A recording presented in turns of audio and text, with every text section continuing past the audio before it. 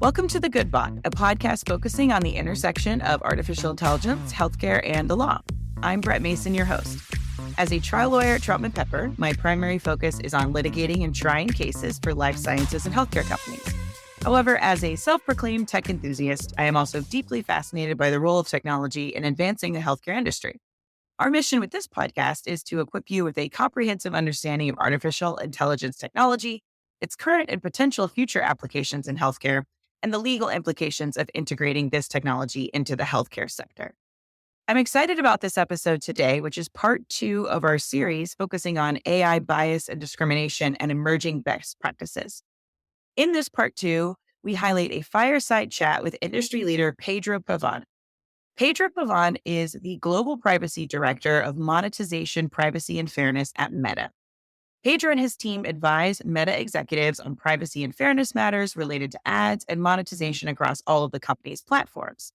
Prior to joining Meta, he served as the Director of Senior Privacy Counsel at Salesforce, among other positions.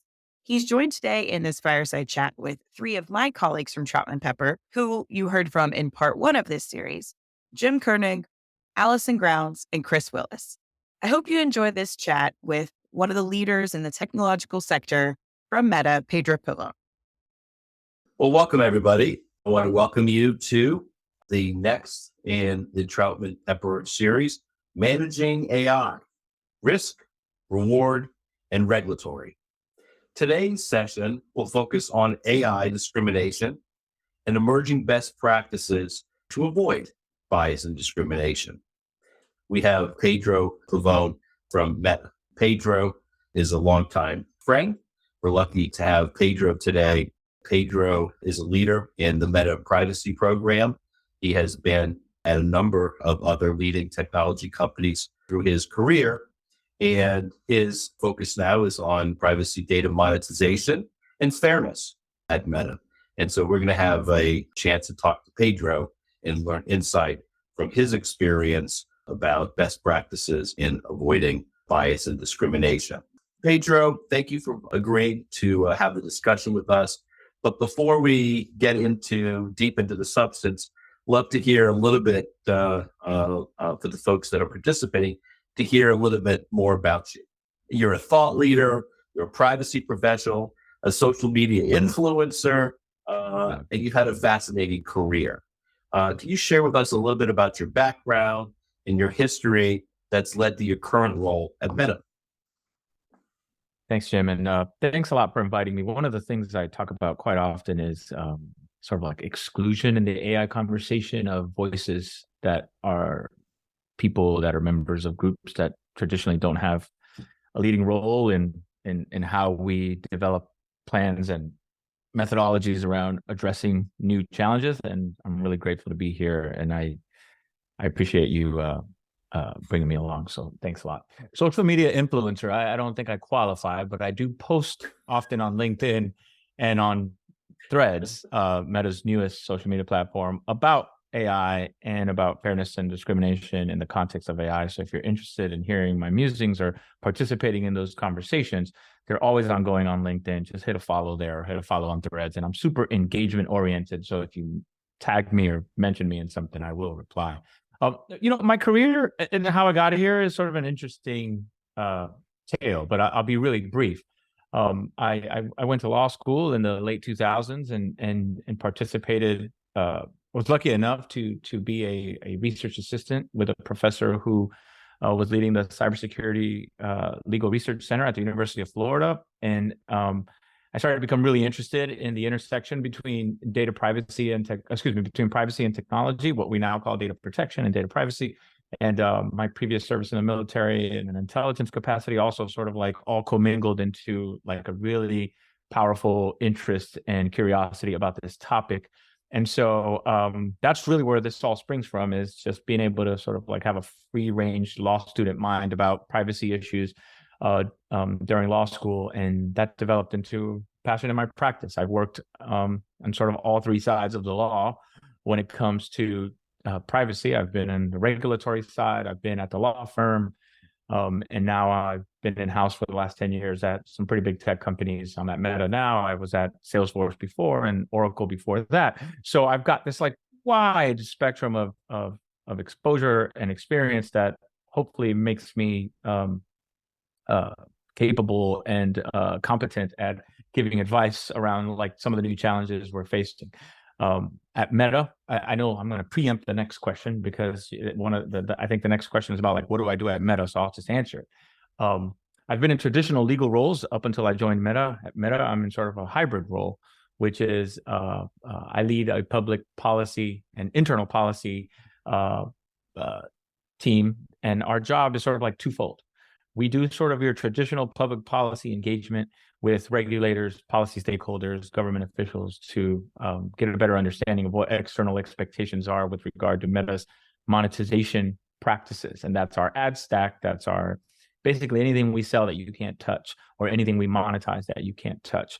My team's responsible for the public policy external engagement on those surfaces. And then internally, we do a lot of product advocacy work with our internal stakeholders, engineering teams, sales teams, go-to-market teams, to make sure that we create the most harmony. The word I use at work is convergence, the most convergence possible between external expectations and what Meta is actually bringing to market as features and products.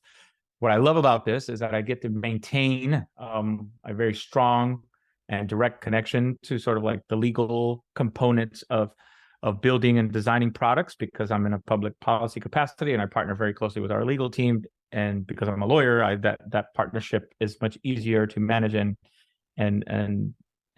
advance. And then I also get the benefit, because I'm not in a rigid legal role, to not have to limit my contributions to what's legal, what's not, what's lawful, what's not, what's the definitions say, and what does that mean, but instead get to look around the corner and try to anticipate future threats and start to make sure that we start building durability by design through privacy features and guardrails to ensure that we're not just complying with current or immediate requirements, but we're building products and services that will benefit users and be durable and defensible and stable for the long term. Because if we can do that, that makes the need for increased regulation less. It makes our user experience better, and it makes, obviously, as a for-profit company, our ability to generate revenue more stable. So I hope that's an explanation of the job and who I think I am, at least in the profession. No, that's really great. Hey, tell us a little bit about AI at Meta and the types of projects or things that you've been involved in, to the extent that you can talk about them publicly. Yeah, absolutely. Look, I think like with the OpenAI ChatGPT moment and sort of like Midjourney and DALL-E moment in the last 12 to 18 months or so, I think like there's begun a public common dialogue about AI, and there's a little bit of a myth out there that like, you know, OpenAI is sort of at the forefront alone on the development of AI, but we know that that's not true. Companies like Amazon and Google and Meta and Apple and others have been investing heavily in not just generative AI development, but AI development across all sorts of surfaces and use cases for many, many years. You know, as far back as 2014, was it 2014? Yeah, 2014 or 2015, I created the sort of like AI governance committee at Oracle. This is how far ahead we were there. That's 8 years ago, and Oracle was already implementing guardrails that now are considered standard and required, right? Well, we were doing that in 2015, 2014, back then at Oracle. Same thing for Salesforce. When I was there, we were way out ahead. And when I joined Meta 3 years ago, the company was already very, very heavily investing in all of this. What does this mean for people and products? I mean, I hope most of you have heard of Llama 2. Llama 2 is Meta's sort of widely hailed open source large language model that's trained on trillions of tokens of data and fine-tuned by over like 1 million human annotations. And it's open source. So it means we made it, unlike some of the more closed models like OpenAI's or other companies, we decided to turn ours over so that we could have distributed innovation on the surface, on our model, and create really interesting, cool surfaces for people to design new technologies on. And so that's sort of like a different way for a large company to roll out large language models and large learning models, and we'll see how that plays out. But I'm really optimistic that it's the better model than sort of like the closed approach. And then I'm sure you've seen some of the interesting like user-facing products that we've launched as well, like Gen AI agents that interact with our users and have personalities and can have conversations. We've created AI-generated sticker apps, so you can create stickers on the fly. And WhatsApp's one of my favorite AI tools. I can just tell the tool, hey, make a sticker that looks like this, and boom, I can drop it in a chat thread. It's like my favorite thing, to be honest. We have assistants out there that sort of operate similarly to ChatGPT and can answer questions and build itineraries and do all these kind of cool things that'll be widely released here real soon. And we have AI Studio, which is sort of like our homegrown tools for building AI tools that we're also going to make available for people who want to build their own tools and technologies. So lots of product development in this space, not to mention the metaverse AI-driven engine, which is what it is, and Meta's new Ray-Ban glasses, which I am obsessed with and think they are going to transform people's lives, especially people with disabilities. Or with special and unique requirements to interact with others. So lots of stuff happening at Meta around AI, really interesting products in the pipeline. And, if you just Google Meta and AI, you're going to find lots of cool information and specifics about what they are. Pedro, let's talk for a second about defining discrimination, because we can talk generally about, well, we don't like discrimination, we don't like bias. But before we can understand whether we have a bias or discrimination problem, we have to come up with a measurement for it. And I think there's considerable jeopardy for companies to adopt the wrong definition of bias or discrimination. But I really am interested in hearing your take on that. So like from your standpoint, how would you go about trying to define bias or discrimination to give ourselves a measuring stick against which to evaluate some AI process or model?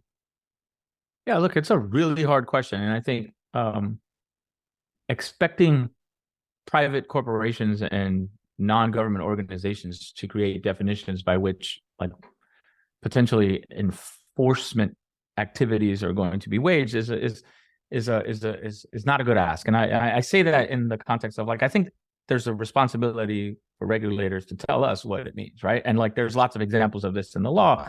Like employment discrimination is not defined by employers, right? It's defined by governments and government agencies, and they tell us what the rules are. So I think there's a huge role for government to play in defining this. That said, I think there are some really important kind of like universal concepts that I think that need to go into the definitions that do get created. And I'll talk about a couple of them here really briefly. I think like one of the obvious components to me, and this is Pedro's point of view, by the way, not Meta's. We'll let the Meta lawyers give their thoughts on behalf of the company. But like for me, like one of the obvious and necessary components of any definition of bias and discrimination is like addressing the amplification of stereotypes, right? Like that is like a basic fundamental building block of any definition. Like is it like understanding whether or not something is amplifying particularly negative stereotypes that affect marginalized groups is really important as a component to any definition that comes up. The harmful creation and proliferation of harmful content, right?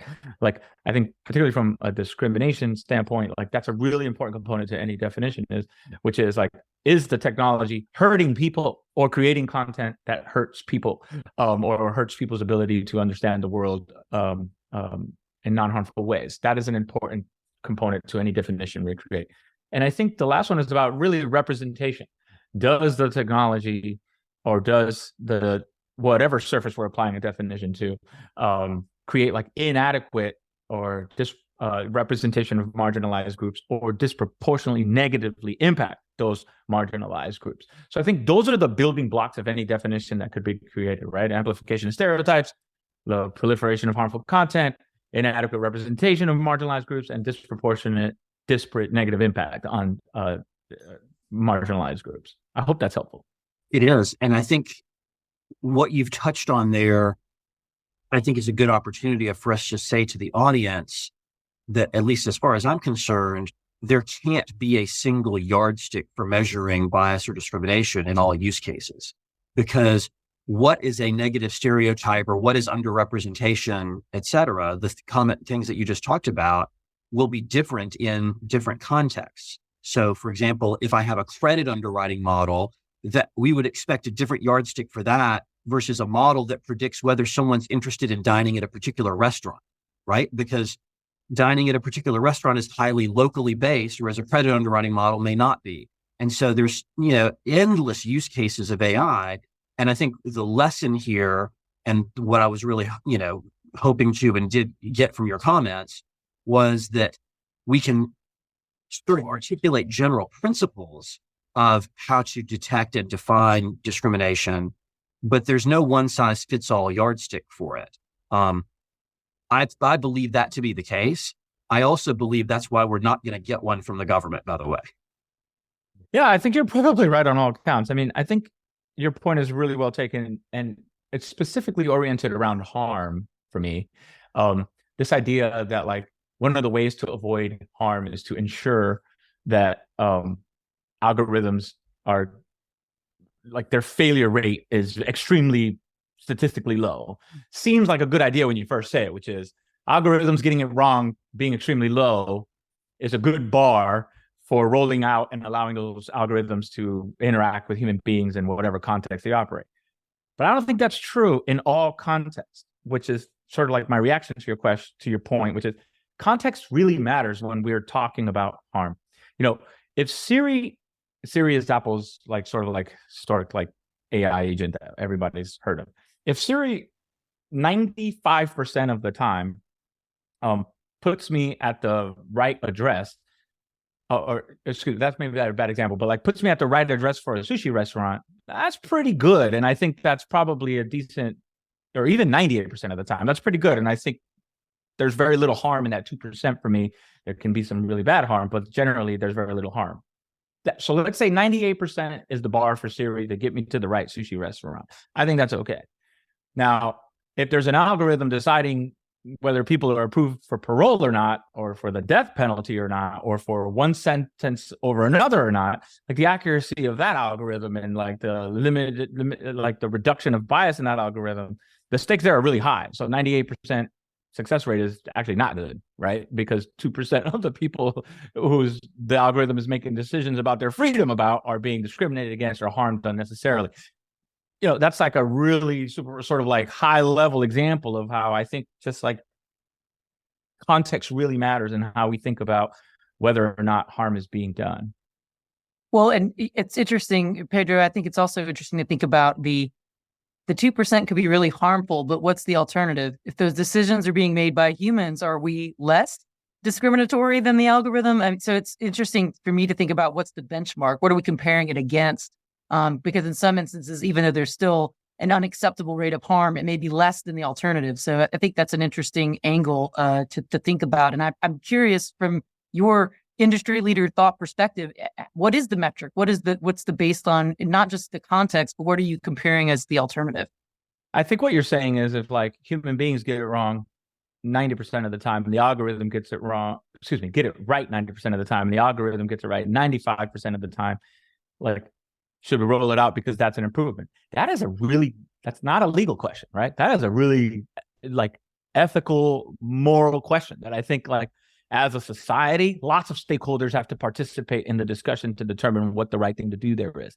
And I don't think privacy professionals specifically are well suited to answer that. I think it requires a coalition of lots of experts and lots of input from lots of people, especially the people most likely to be harmed by that decision-making process, to determine what is the actual appropriate way forward. One of the factors to consider, Alison, is like accountability. So like the human bias might be higher, but the ability to hold them accountable might be higher. I don't know the answer. We're speculating here, but like it's an angle to think about. What I think you've done though is like layered another very important issue onto the one that I was talking about. So I'm talking about like whether or not like the relationship between harm and accuracy and effectiveness. And then you're layering in the relationship between the algorithm's harm and like other methods of coming to the conclusions or to the decisions or recommendations that we need to come to for whatever purpose. And so what you're really probing and giving an example of is how complex and how many different issues are involved in deciding what the right path is. And I think unfortunately, fortunately for lawyers and ethicists and people thinking about this every day, there's going to be a lot of hard questions we're going to spend a lot of time trying to figure out, and a lot of people are going to make careers around it. I think, unfortunately, mistakes are going to be made, and we're going to get it wrong. And I mean everybody, and people are going to be harmed. And I think everyone should rally around the idea of reducing that to as low of a probability as possible. Well, and you made another great point as to the accountability piece, right? It may be easier to hold humans accountable. I mean, that's debatable too, but theoretically, it may be easier to hold humans accountable for discriminatory or biased decisions, as opposed to how do you hold accountable the AI or the algorithm? And I'm curious, just from an industry perspective, what are you seeing as the best practice within the industry on who kind of owns that and who's accountable internally for the results of the use of AI? Like, I think the question is, like, inside of a company, like, who's accountable, right? And I think the answer is everybody working on the technology. Okay. That's like the super elementary school answer. But like, you're going to have stakeholders that are going to have a lot of active and direct ownership here. Obviously, the machine learning, the AI engineers and the data scientists working on the technology itself have accountability, right? I think, and making sure they understand that the stakes are high for the decisions they make as how they design these technologies and bring them to market, I think is important, right? Companies are now building and creating like ethical AI and fairness teams. Salesforce was way out ahead of this, okay? And like was doing this years ago. As I mentioned, Oracle too. So like making sure you have people whose like job include responsibilities to think about fairness and ethical use is really important, especially if like, you're a FANG company or OpenAI or one of these companies, sort of like the forefront at the frontier of the deployment of all of these technologies. I think your legal and compliance departments obviously have a role to play. And we don't need to deep dive into that because I'm guessing lots of lawyers are listening here. But ultimately, the top executives in the board also have responsibility and should be held accountable for the decisions the company makes. And I think one of the ways to build that accountability is to have like the appropriate internal channels like we have for tax and for privacy and for other areas where there's board reporting and executive level reporting on a routine basis. Building the same for AI is going to be really important. So to make sure that not only the company is holding itself accountable, but if the company or organization makes mistakes, the world can hold it accountable as it should. So I think that discussion is a perfect segue into the next topic that I wanted to talk to you about. To sort of take our discussion in a little bit more practical direction, I think it'd be great for you to share, Pedro, with the audience, sort of an example of, from any of the companies that you've worked with, that, what was a particular sort of scenario where you saw your company sort of take all the right steps to responsibly adopt some AI process or algorithm? Yeah, I'm really proud of what Meta has done around Llama 2, right? And I think, I hope most of the folks listening and tuning in have heard of it, but I talked about it a little bit earlier, and it's sort of our open source large language model that we've made available for people to innovate on and use. There is a lot of literature that Meta has put out about our launch there, but I'm really proud of the work we did to do that launch. I didn't lead that work, but my team did participate in it. And I think it had four components I want to flag for you that I think were really important in the success of that launch and hopefully the success of the technology being adopted by lots of developers. One is there was a tremendous amount of red teaming that went on before it was released, right? And red teaming is fancy talk for human beings fine-tuning the model and getting involved in making sure that it's safe and is being tested adequately before it's launched and after it's launched. I think the red teams at Meta did a lot of work to generate like adversarial prompts and to facilitate fine tuning that I know will result in a much safer deployment of Llama 2. I think like our transparency framework for launching the model was also exemplary and industry leading, right? Like there is a lot of technical explanations out there available for Llama 2 that I don't have the know-how or skills to understand. But I think Meta optimized for maximum transparency. And you can go see the research papers and the disclosures the company has made around not just how great the model is, but a lot of the challenges and issues experienced during the build right now on our website. You can go read it. We also released a responsible use guide. So sure, we made the model available to the world for use. And along with it, we provided a guide for how to use it responsibly and how to ensure that you're using it safely. And I think that also is a cutting edge industry leading approach to providing a model publicly for wide use. And I think the final component that I want to highlight is our acceptable use policy. Lots of people spent a tremendous amount of time building an acceptable use policy in place that prohibits certain use cases and helps ensure that that Llama 2 is being used fairly and responsibly. If you want to read that acceptable use policy, again, all you have to do is go to the Llama 2 website and see it. So those four are like the pillars. There's a lot of information in there, but I think it shows an example of a good launch that was done responsibly, using the best tools and information available at the time of the launch to ensure that what we put out into the world can be used safely and responsibly by millions of people. Oh, Pedro, that's great. And so maybe a way to think about that as we talk about practices that companies that are listening here and that are not an AI first company, they're starting to use their consumers and users of the technology. What's your thought for them about where to start? Are AI controls a new unique silo, or can you leverage privacy controls and procedures for some of the things that are in good place? Again, mentioned before, leveraging for AI privacy safeguards like a data protection impact assessment, but making it an integrated compliance for privacy, security, and AI. Where you mentioned the acceptable use, or I said the ethical data collection, use and sharing charter. It's a high level. Where do we start? What lines are we not to cross? And what goals are we to strive for and head in that direction? Or human oversight to prevent automated processing or bias, like some of the laws are starting, at least to get started. What do you think and training? What are some of the safeguards that you think that companies should start with? And is privacy a good starting place? Yeah, let me tackle that second part first. I think we, when I say we now, I mean the collective privacy apparatus. So the privacy lawyers, privacy professionals that work inside companies and organizations have built really great scaffolding for product review as it relates to like specific privacy concerns, whatever those are. You mentioned DPIAs, which are data protection impact assessments, and like I think they provide a really good runway or track for which to layer in AI review. Okay. And so I think the scaffolding is there.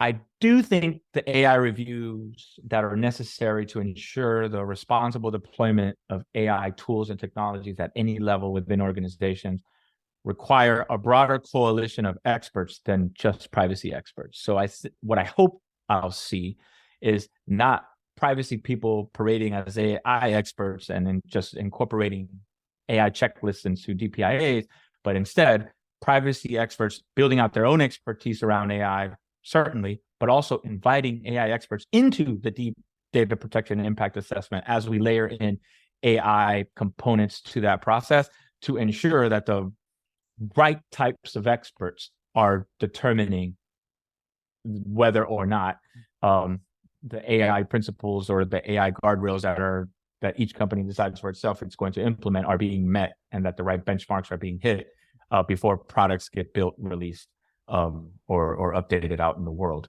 To go to the first part of your question, what the specifics of those reviews are, I think lots of companies and organizations are going to differ there because, as Alison and I discussed a few minutes ago, all AIs are not the same. And so the standards are going to probably vary even within companies about different AI tools and what's expected of each of them. Are there some minimum basic guidelines? Sure. The White House has put some out. The EU AI regulation is going to create a framework, and we should figure out how to build a review model from those. But I think companies and organizations should also make sure that they are customizing whatever review process they layer onto the data privacy review process for AI to ensure that they're not just like creating checklists to meet legal compliance, but actually building responsibly in a way that speaks to the technologies that they themselves are building and deploying. So that's really important.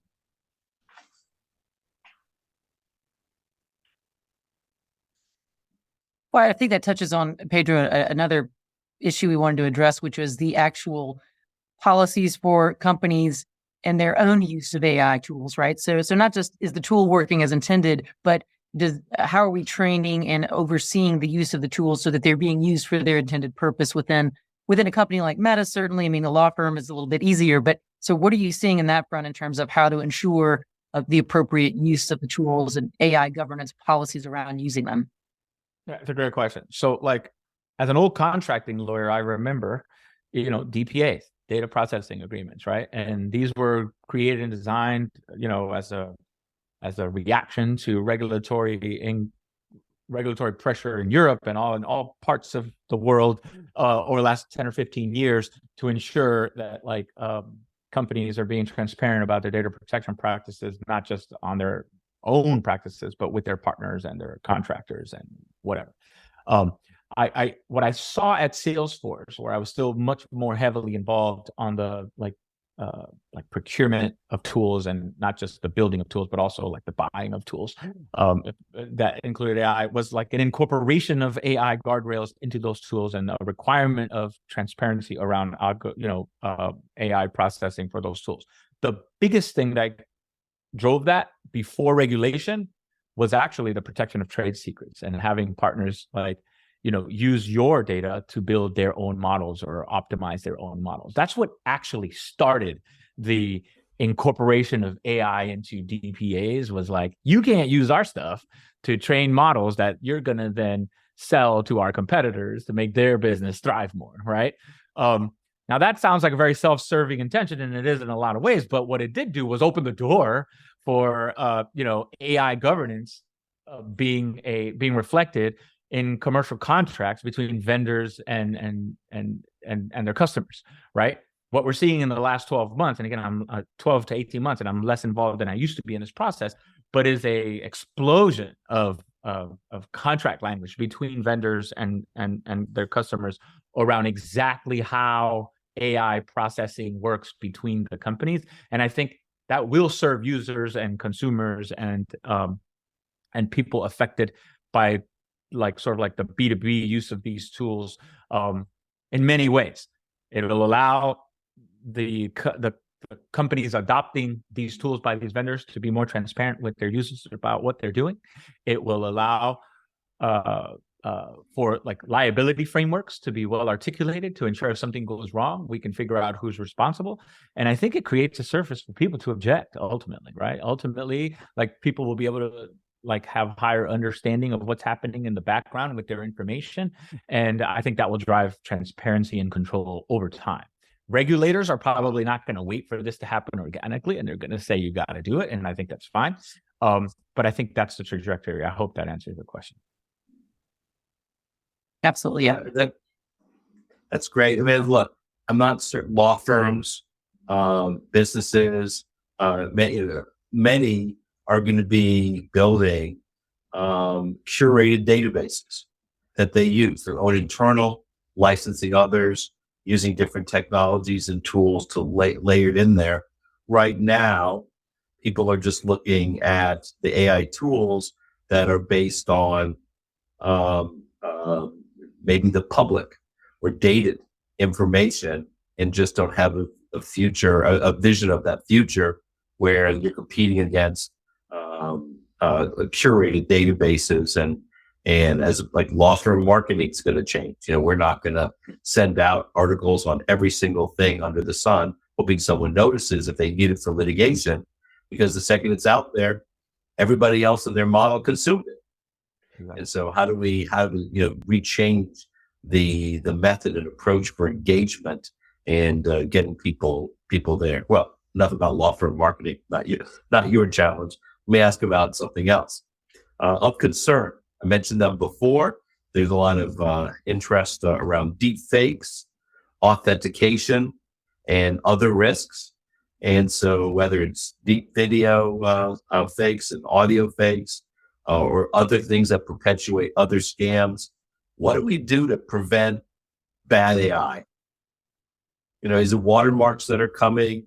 But what are things that maybe we'll see consensus around in implementation to help the bad actors stay away from the progress and innovation that good companies are trying to do responsibly?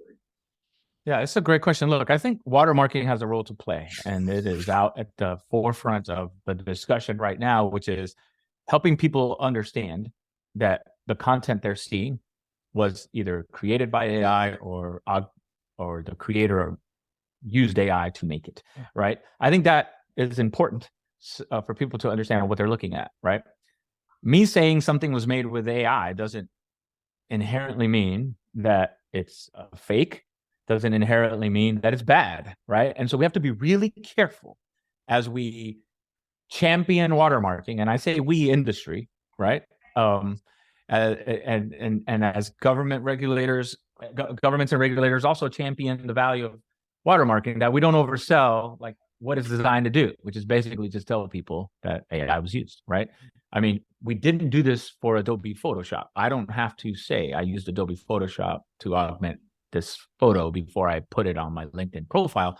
I think what's a little different here is just the amount of the ease with which you can augment, and the radical nature of some augmenting, and also just the scale at which how many people are going to be able to augment. Like, to use Photoshop, you have to know what you're doing. Like, to augment my image with, or any image with AI, I basically just have to type some commands into a tool and it spits it back out. So I think those are the things that drive watermarking, and it's really important. But if we understand the limitations of watermarking, which is it's not really a protection measure, it's a transparency measure, then you got to look to figure out, well, what are we going to do about all the bad actions that are going to happen? And I think you talked about this already, but developing deep fake detection is going to be really important, right? And how we're going to do that is we're going to use AIs to combat the AIs. Like, that's the answer, right? We have to figure out how to create tools that can ID deep fakes. I saw a movie about that. Yeah, exactly. And flag them as such, right? So I think lots of companies are investing really heavily in figuring out how to build technology measures to, at a minimum, identify deepfakes. Same thing goes for anomalies, right?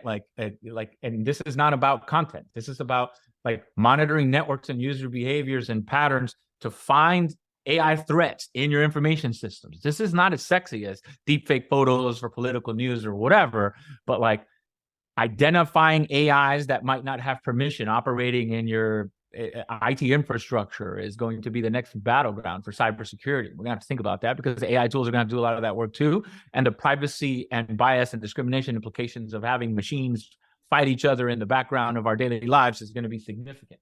I think encryption has a role to play here, right? As AIs get smart and figure out how to unlock access to information systems without permission, making sure that organizations have deployed safeguards to ensure that even if that information is accessed, that it can't be read, is going to be really important. So more investment is going to have to be made there. And then here's some old classic stuff for you. We're going to have to teach people what's happening. And they're, how we do the annual privacy training at every company? Yeah, we're going to have to do some training and just help people understand what the hell is going on. And so, and that's not just employees. That's not just do the employee training. Teach your users, teach your end of the line stakeholders, your customers, what the AI related risks are, and how AI fraud is perpetuated, and what are the preventative measures they can take as participants in the ecosystem to protect themselves and others. That's going to be really important. And the last thing I'll say, again, is also kind of old fashioned, but it still has application, which is incorporating AI into your incident response plans in your organization, right? Figuring out what tools you're going to use, and figuring out what your response plans are going to be for AI-enabled cyber attacks and AI-enabled fraud and misrepresentation and deepfake. All of these things are not necessarily related, but they have to all happen in unison for us to build the safest and fairest and most inclusive ecosystem that includes AIs deployed all over the place, as I think we're headed for. So you mentioned compliance oriented versus innovation forward. So let's do a mental exercise question for the last one.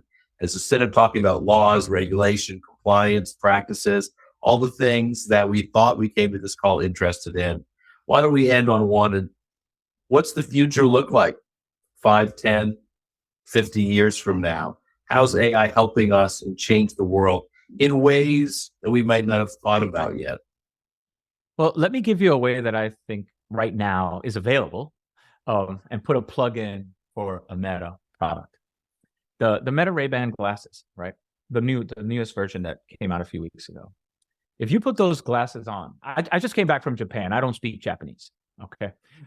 If I would have already purchased my Meta Ray-Ban glasses, I could have moved through Japan with those glasses on my face, and a little voice would be telling me every sign I looked at a train station, every sign I looked at on a building, every time I had an interaction with written text, it could have translated it for me on the spot. Think about the safety implications of that for me. Japan is a very safe place, but let's assume I'm in, somewhere maybe less safe, and I'm about to make a turn into a dangerous alley that has a warning sign on it, and I can't read it, right? Just think about that. Think about the convenience implications of that technology. Now, imagine that I have a visual impairment. I actually can't see the signs clearly, but the glasses can, and they're walking me through the space that I'm in. The implications of that technology for humanity are tremendous and tremendously positive if we keep building it responsibly and we keep making people feel safe about their use. That is not the future. That is the present, and it can only get better. And I'm really excited about continuing to develop technologies like those that will help people navigate the world more safely and with much more detail.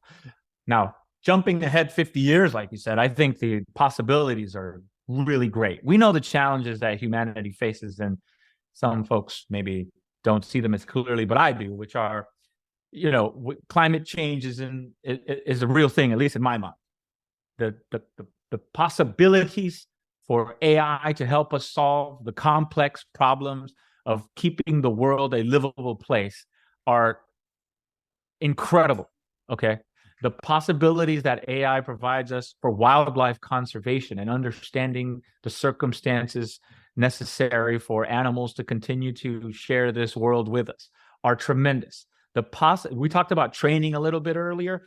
Think about what AI and AR, VR augmented training can do just for safety, like training for space flight using AR and VR, training for medical procedures using AR and VR, training for military operations using AR and VR. Just increase the safety and efficiency of those activities significantly. Imagine you got to teach your 15-year-old how to drive, and the first lesson can be in virtual reality. Well, they're not going to crash your Cadillac, so that's at least one good advantage, right?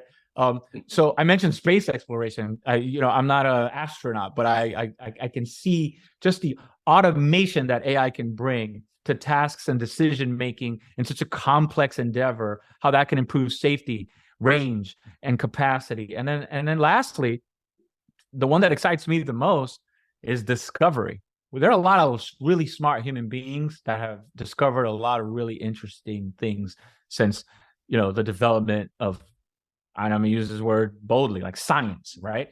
Well, imagine what Albert Einstein could have done if he had an AI assistant crunching some numbers for him so he could just stay focused on his imagination and the creation part of his ideation. I am really excited for that little Einstein who's out there in somebody's house right now in elementary school, being able to use AI to just have a more expansive view of the world and be able to think more creatively. And my great hope is that little Einstein is a she, and that she transforms our world into something much better than we can imagine right now. I hope that's helpful. That was awesome, Pedro. I don't know about Einstein, but I knew Edison had Nikola Tesla. So that works out sometimes. Pedro, thank you very much for participating today in our discrimination and bias in AI roundtable and fireside chat. Alison and Chris, contributions and your superpowers definitely shine through. Thanks very much, everybody. Take care. Thanks for the invite, guys. Really had a good time. Thank you to our listeners for listening to our fireside chat today with my Troutman Pepper colleagues and Pedro Pavón from Meta. I hope that you enjoyed the conversation, that you learned something more about AI, bias and discrimination, and that you took away some best practices that businesses can incorporate. Please don't hesitate to reach out to me at brettmason@troutman.com with any questions, comments, or topic suggestions. You can also subscribe and listen to other Troutman Pepper podcasts wherever you get your podcasts, including Apple, Google, and Spotify. We look forward to having you listen to our next episode.